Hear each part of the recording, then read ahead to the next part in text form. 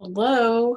Um, some of you may follow Just Tweet, my blog, and some of you may be considering purchasing my new poetry collection, Hindsight 2020, and New and Selected Poems by Bethany Wallace.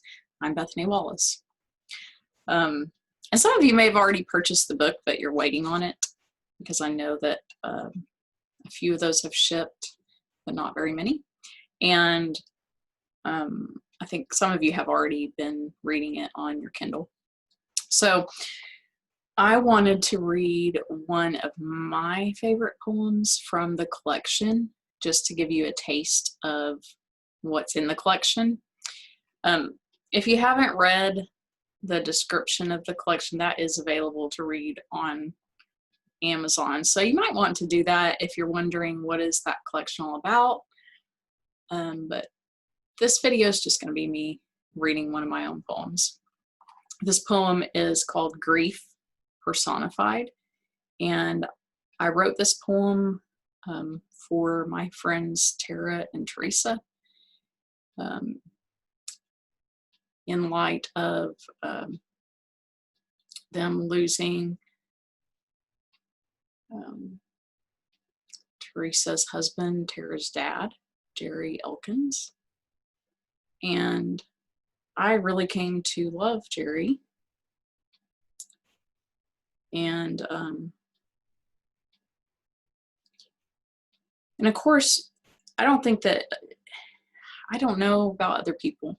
I should say, personally, when I go through losing someone,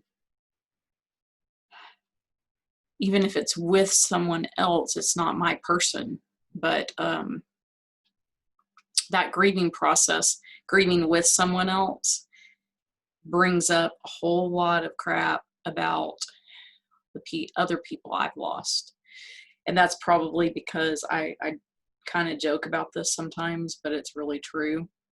There's a King of the Hill episode when Hank Hill teaches Luann how to eat her feelings.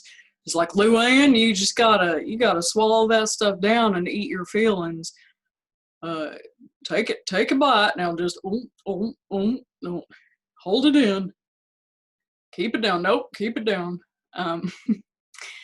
And truthfully, that's kind of what I did for years and years. What I realized is when you do that and eat your feelings or bury something, when you bury something that's still alive, it's going to come back out, claw its way back out, and it's going to get you.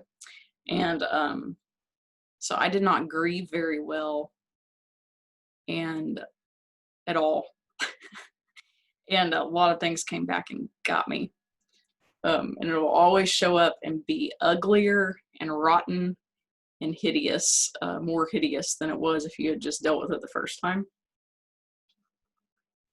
Here's my life lesson for you. This poetry collection is kind of like you would guess with the title, Hindsight 2020, all the lessons that you learn in hindsight that you can't see at the time.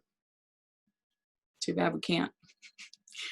A lot of them have to do with relationships. So here you go. Grief, personified. Grief is nearly a person. He pulls up his small, rickety wooden chair and sits quietly beside me. He is my ill-mannered guest. He never arrives promptly. He shows up at the most inopportune moments, scratching his chair legs across marble tiles during grand openings, portraits gawking. He shoves that splintery old chair right in the midst of our crowded Thanksgiving table, just after laughter filled our bellies. What a bastard child, grief. Wanted by no one, really. Grief is my pseudo-friend who wears out his welcome. My whining toddler, insatiable yearning, even after countless tears, tissues, Ben and Jerry's, pounds. Grief is my fifth half-brother, little known yet blood close, watching me rest my weary forehead upon her shoulder tonight, staring rudely from the corner. Grief has palpable palms, clay-covered, a ghost-like lover, whispering memories, wings of blue and black butterflies at dawn in my backyard, or piercing right through winter's horizon across my frozen windshield. Grief never writes me long, perfumed goodbye letters. He simply stops, dragging his rickety chair legs across my floor, leaving me alone again.